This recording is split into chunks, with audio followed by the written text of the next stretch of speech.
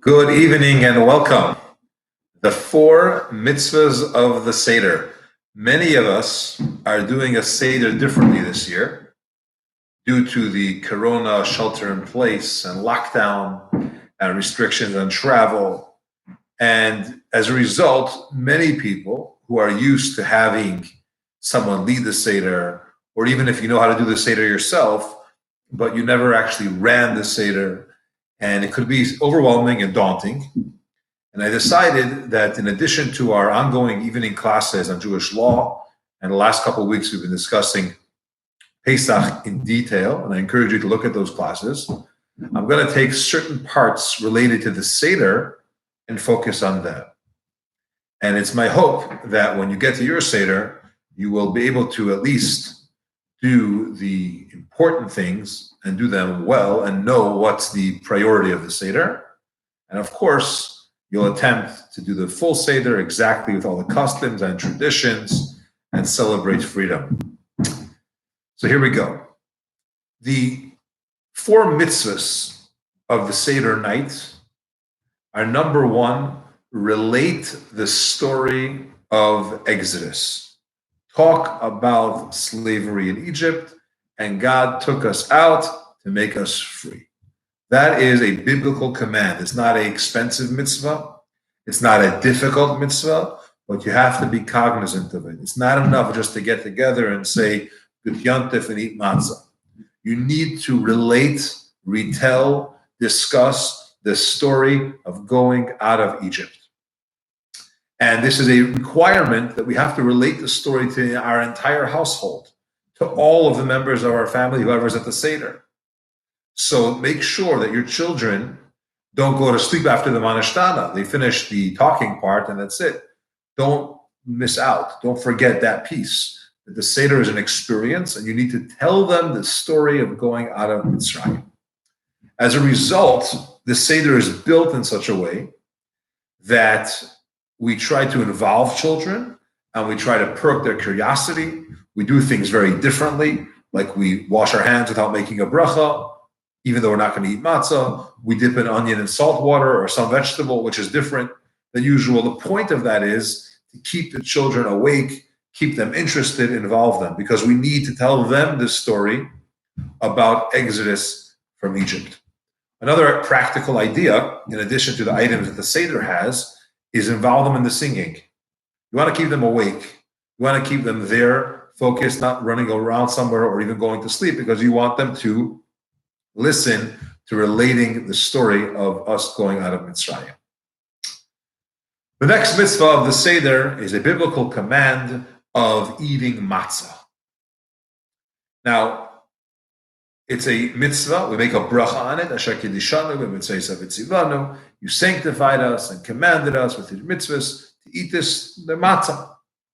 Many have a custom to have shmura matzah, which means guarded matzah. The matzah, from its original step of production, meaning from the process of harvesting the wheat and then turning it into flour. Throughout that entire time, the wheat and the flour is guarded.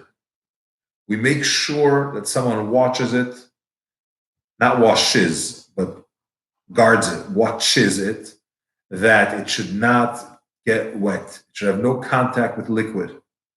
Because if it does, and it's longer than 18 minutes, it technically turns into chametz. So we're extra careful, and somebody watches it. They also make sure that when they cut the wheat, it's not wet from a rain the day before. There are many different stages that have to happen.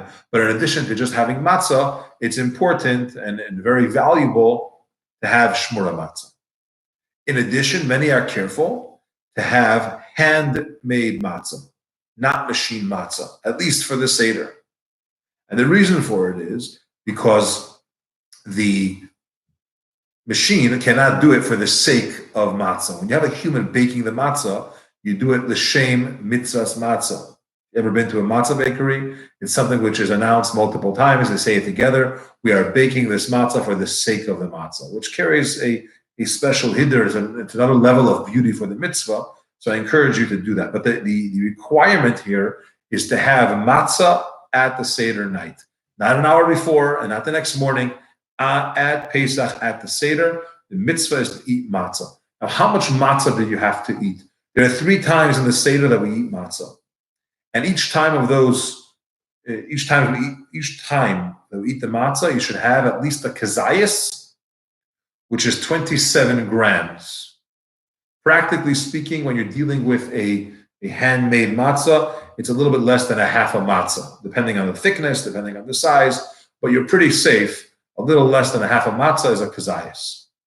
Now, the Chabad custom, as many, is to have 2 kazasim, which would mean 54 grams of matzah. The first time we have matzah, which is a mitzi matzah, the first time of the Seder. And then 1 kazayas, 1 27-gram when you have the sandwich. And then at the end of the Seder, to again have 2 kazasim of matzah. So it's 2, 1, and 2. And again, each time it's a little less than a half a matzah, depending on the thickness and the size of your matzah. And it's important that you have that matzah and that everyone else in your family has that matzah. Now, if someone has difficulty with matzah, so have only 1 kazayas each time, if there's a problem. But it's important. It's important. It's the biblical commandment to have matzah at the Seder. Now, there's also a measurement. In addition to the measurement, there's a time limit. What it's considered eating that matzah, that amount of matzah in a particular time. If you're going to eat matzah over 2 hours, you didn't fulfill the command. You didn't fulfill the mitzvah. You need to have matzah to finish with 27 grams within under 4 minutes. So 3 minutes or so, under 4 minutes, to eat that matzah. You don't talk while you eat it, besides the afikoman, that you could talk. You don't talk while you eat it, you finish the matzah in that amount of time. And lean to your left. So preferable, under 4 minutes. If you have difficulty, you can go up to 7 minutes. It's still considered 1 sitting. It's still considered 1 shot. You have the matzah then. But the requirement is to have kazayas of matzah 3 times at the Seder. Again, we do 2 kazayas in the first time, 1 kazayas second, and then 2 the third. And you have to recline to your left when you do so. Mitzvah number 3, who knows what it is?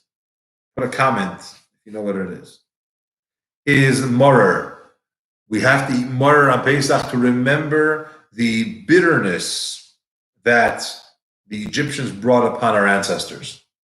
And eating maror, different opinions and different sources of what maror represents. Maror is romaine lettuce.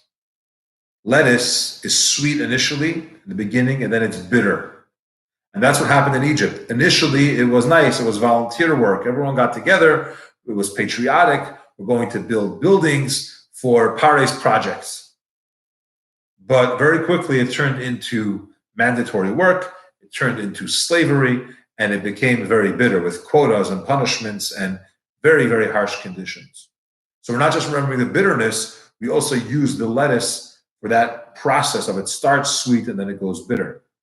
Ashkenazi Jews have a custom to actually use horseradish, the root of horseradish, and that is what we do for maror. And the Chabad Hasidic custom is to combine both together, romaine lettuce and horseradish root. Together, that's the maror. And again, it needs to be, you have to make sure that the lettuce is inspected or washed, cleaned well, that there are no bugs on lettuce, which is very, very common, especially in organic lettuce. But all romaine lettuce has that potential problem. You have to inspect it and wash it before. Each time, again, it should be a kazayas of when you have the maror. So the combination of the romaine lettuce and the horseradish root is a kazayas together. Mitzvah number 4, and that is wine. You have to have 4 glasses of wine at the Seder. If wine is difficult, grape juice is fine as well, but you have to have 4 of those. Each time you make a blessing, hagafen, and the requirement, the measurement of that is a revius. which is 3.5 ounces. It's preferred to have red wine, so do that. And the reason why we have 4 is to remember the 4 expressions that Hashem used for Exodus, for taking us out of Mitzrayim. The Hitzesi, I'll take you out. The Hitzalti, I took you out. The Hitzalti, I saved you. The Ga'alti, I redeemed you. The Ga'alti, I took you. The first one is I drew you out. But I drew you out, I saved you, I redeemed you, and I took you. And these 4 expressions of Geula are the reason why, of redemption, are the reason why we use 4 cups of wine. There's also a beautiful explanation that represents our 4 matriarchs, Sarah, Rivka, Rachel, and Leah. So we have these 4 cups of wine that we use at the Seder. It also represents the 4 kingdoms that caused suffering to the Jews, to our history, which is Bavel, Paras, Yavan, and Edom. So it's ones that followed the Egyptian slavery. So it's Babylonia, Persia, Greece, and Edom, which is basically Rome. The other element, very important, and I can't stress this enough, is that we recline to our left when we eat the matzah and the wine. It's very important. There are opinions that tell us that if you ate the matzah but you didn't recline, you have to re-eat it. If you drank the wine and you didn't recline, you have to drink it again. Back in the day, royalty, they would sit on these fancy cushions, on these beautiful recliners. That's how they ate. And the night of Pesach, we are princes, we are free men, we're celebrating with royalty, and therefore we need to lean to our left. For the most part, Sephardic customs that differ a little bit with Sephardic Jews and Jewish families. In Sephardic families, the women also lean, they recline when they eat. But Ashkenazi custom is that the women do not need to recline when they eat the matzah or the wine. Friends, we're going to continue with our lessons, God willing, as we discuss the various components to the Seder. I'm going to try to do this bite-size to give everyone the opportunity to listen to it, get pieces of information incrementally. And so tonight, in summary, we have the 4 mitzvahs of the Seder night, relating the story of Pesach, eating the matzah, 27 grams each time, which is a little less than a half a matzah, within under 4 minutes, preferably. And there's 3 matzahs, 3 times we eat that during the Seder. And 4 cups of wine. And we missed maror, is the bitter herbs, so you have to have a kazayas from that as well. And a second kazayas when we have the sandwich of the matzah and the maror together. Have a wonderful evening, a great month, and a great Erev Shabbos. I look forward to learning together soon.